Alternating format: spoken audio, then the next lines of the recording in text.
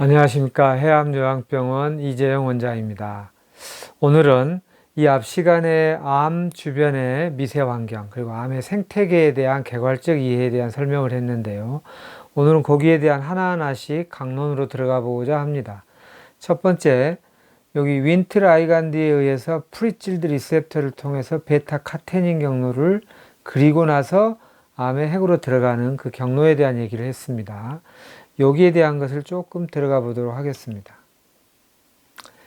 자, 이제 이 내용을 말씀드리는 이유는 우리가 암 치료에 굉장히 좋대더라, 그거 해야 된다더라, 그것이 아니라더라, 그것만으로 치료 안 된다더라, 여러 가지 얘기가 있는데요. 우리가 그런 정보를 접했을 때 그 정보가 전체 중에서 어느 좌표에 있는지, 숲 전체 중에서 지금 어디를 얘기하고 있는지를 아는 게 중요합니다. 마치 코끼리 전체를 만지면서 장님들이 만지면서 뭐 유명한 얘기가 있지 않습니까? 다리를 만지면 둥그렇다고 표현하고 코를 만지면 길쭉하다고 표현하고 하듯이 그 모든 것을 전체 그림을 갖고 효용과 한계를 같이 이해하면 좋겠다라는 취지로 이 말씀을 드려봅니다. 방금 아까 여러 가지 주변 암과 또 주변 상황에서 윈트 베타 카테닌 경로 얘기를 했습니다. 자, 윈트가 프리칠드 리셉터 이렇게 꼬불꼬불한 여기를 통해서 들어와서 이렇게 베타 카테닌으로 해서 얍이라는 경로와 결합하여서 이렇게 이렇게 암세포 핵으로 들어가게 된다. 이때 작동하는 것 중에 하나가 이버맥틴이라고 하는 구충제입니다. 이버맥틴은 이 경로의 하나를 억제하는 데 도움을 준다. 이렇게 보시면 되겠습니다. 그러니까 효용에 대한 이해이고요. 그러나 아까 전체 그림 중에 일부이다라는 것도 같이 아셨으면 좋겠습니다. 그리고 또 이것이 말이 나온 김에 이것의 의미를 좀 확장해서 생각하면 얍이라고 하는 이 경로가 굉장히 중요합니다. 영어로는 yes associated 프로틴이다 이렇게 표현해요. 이 얍의 경로는 그러니까 암의 대표적 큰 어떤 대의명분, 아젠다란 뭐라고 그랬습니까? 빨리 상처 복구를 하고 빨리 분열 증식하고 빨리 세포수를 늘려야 한다는 대전제, 대목표 아래 수많은 세포가 아무튼 사명감을 갖고 그렇게 만드는 거라고 그랬지 않습니까? 그것을 촉발하는 대표적 그 신호 전달이 얍입니다. 예스 하고 그냥 계속 더 만드는 방식으로 간다는 뜻입니다. 그래서 이런 것이 필요할 때도 있겠죠. 빠른 상처 복구를 위해서는. 그러나 그런 것이 잠시 작동했다가 이제 계속 가면 안 되니까 멈출 줄 알아야 되는데 암세포는 그 멈추는 기능이 조절력이 떨어진 것이 암세포인 거죠. 그러나 원래 우리 몸에 조물주가 우리를 만들어 놓아졌을 때 우리 몸은 얍만 있는 게 아니라 얍을 억제하는 경로 또한 존재하고 있습니다. 그 경로 이름이 힙보입니다. 이게 힙보 시그널링입니다. 이게 이제 잘 안 작동하니까 암이 계속 커가고 억제가 안 되겠죠. 힙보 경로가 이때 이 얍 경로를 막을 뿐만 아니라 그것과 연결돼서 결국 윈트 베타 카테닌 시그널링까지 억제시킬 수 있다라는 거고요. 이 얍을 억제하는 힙보 경로를 잘 활성화시키는 어떤 천연물이나 음식이나는 매우 중요하겠죠. 뭐 거기에 대한 천연물에 대한 얘기는 또 나중에 설명을 드리도록 하겠습니다. 자, 그리고 또 아까 앞그림에서 다시 한번 봐볼까요? 여기에 아르기나제에 의해서 아르기닌이 이렇게 변이돼서 이 암 주변에 종양 미세 환경을 구성해서 종양이 유지하고 면역계를 회피하기 좋은 상황을 만든다고 그랬는데 그 아르기닌이라고 하는 우리 세포의 활성화나 해독에 매우 중요한 아르기닌이라는 아미노산에 대한 공부를 해보도록 하겠습니다. L-아르기닌이라 해서 유명한 이 부분도 꼭 또 두 가지 길이 있습니다. 하나는 아르기나제를 통해서 L-오르니틴과 요소로 바뀌면서 폴리아민과 프롤라인이 되고, 이 폴리아민은 대표적으로 암세포의 주 먹이가 됩니다.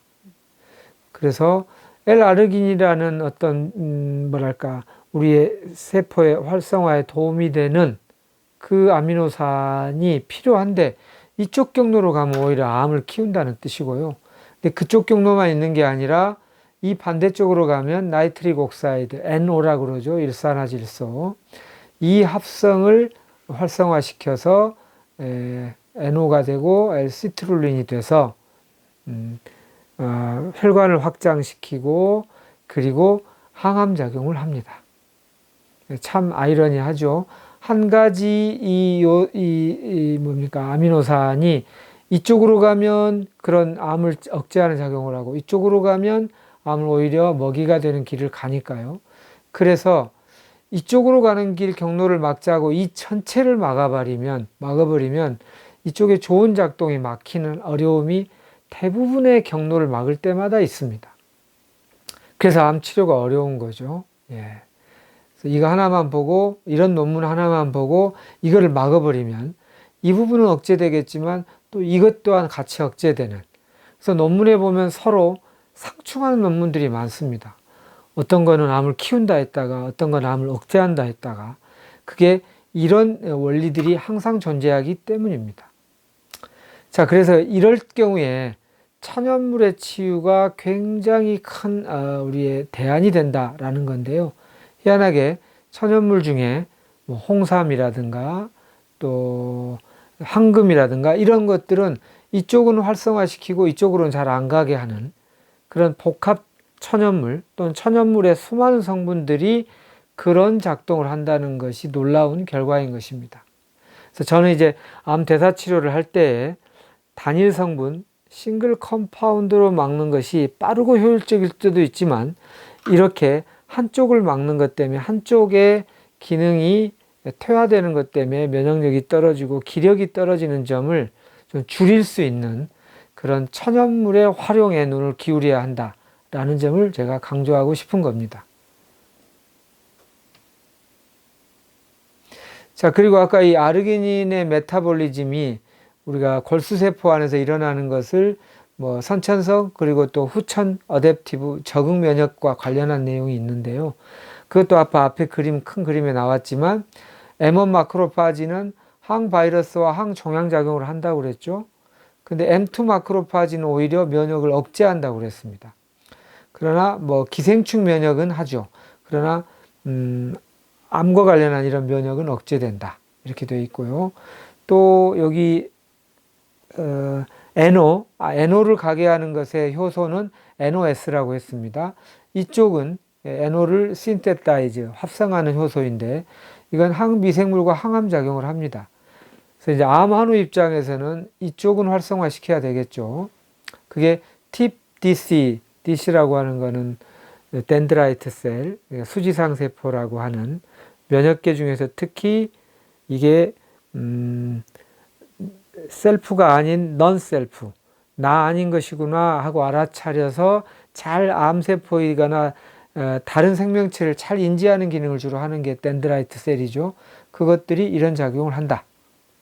NOS가 활성화되면 이런 걸 더 잘한다는 거고, 이쪽으로 가서 튜머 인필트레이팅 DC가 되면 오히려 면역을 억제하더라. 이렇게 되어 있습니다. 그리고 MDSC라고 하는 여기는 이 두 가지를 면역 억제도 하고 종양 활성도 하고, 그리고 감염과 자가 면역 질환을 일으키더라. 이런 점이 나타나고 있습니다. 자, 그리고 이제 아르기닌 대사를 보면 아까 이 그림을 종합적으로 이제 이해하시면 되겠는데요. 아르기나아제에 의해서 이쪽으로 가면 오르니틴이 되고, 그래서 결국은 ODC를 통하여 폴리아민이 된다. 그러면 세포가 막 증식하는 식으로 되고 이게 암의 먹이가 된다. 이런 표현을 했죠. 이쪽 경로는 가능하면 안 갈 수 있도록 해야 되겠죠. 이쪽 경로를 돕는 전사인자가 많이 알려져 있는 스테이트 3 이런 거고요.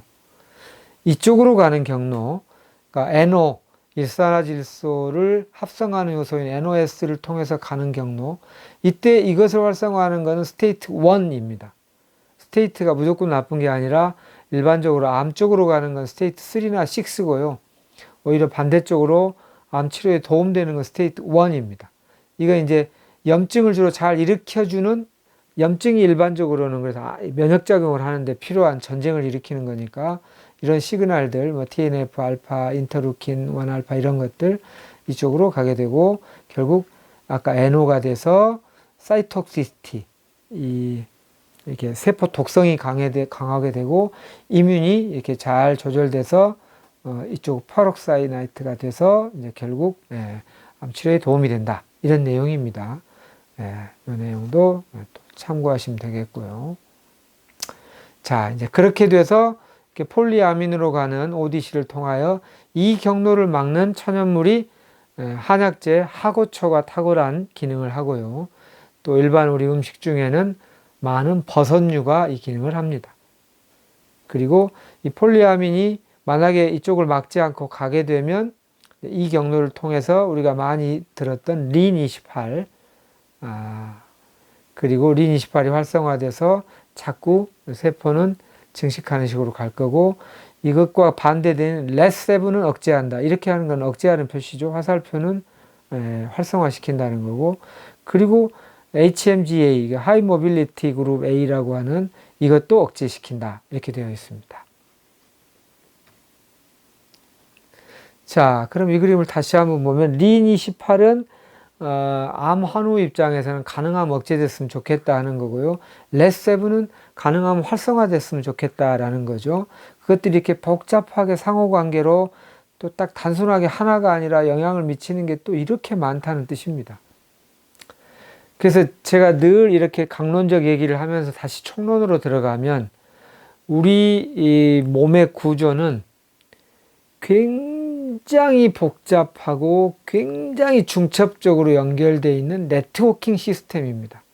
그래서 이거를 컴플렉스 시스템 티오리라 해서 복잡계 시스템이다. 복잡계 원리다. 이렇게 표현합니다. 네, 그렇게 되는 이유는 하나의 요소가 우리에게 치명적 경향을 미치지 않게 안정하려고 한 칸, 두 칸, 여러 칸, 이게 안 되면 이게 들어오고 이런 식으로 중첩, 또 한 경로가 아니라 또 한 경로, 또 한 경로를 통해서 변화되게 복잡하게 구성되어 있다는 뜻입니다. 이렇게 된다. 이렇게 보시면 되겠고요. 그리고 아까 제일 마지막에 하이 모빌리티 그룹 A, 1, 2가 있었는데요. 이것들은 여러 신호전달 요연리가 결합해서 배아세포나 암세포 등에서 전사 조절을 하는 물질인데, 이게 억제되면은 결국 이 암세포의 조절이 잘 안 된다는 뜻입니다. 자, 여기 아이디오, 진도 이런 식으로 연결되어 있고, 이게 복잡하게 이렇게 연결되어 있죠. 뭐 NAD 플러스 많이 듣는 용어들이죠. 트립토판이 키뉴레닌으로 된다. 앞부분에 얘기했죠. 또 나이브 T셀, 원래 그냥 나이브라는 말을 우리가 많이 쓰죠. 순진한, 순수한 T셀이 상황에 따라 두 가지로 간다고 그랬죠. 하나는 세포독성 T셀로 가기도 하고 레귤레이션 T셀로도 간다고 되어 있는데, 이런 환경이 되면 나이브 T셀이 레귤레이션 T셀로 활성화되는 방향으로 가더라, 이런 뜻입니다. 자, 이런 얘기들이 쭉 설명이 되어 있고요.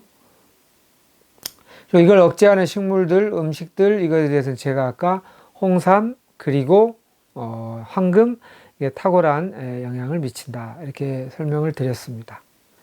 자, 오늘은 여기까지 설명을 드리고요. 다음 시간은 여기 그림에 나타난 것처럼 지질대사, 지방대사에 대한 얘기를 해보도록 하겠습니다. 수고하셨습니다.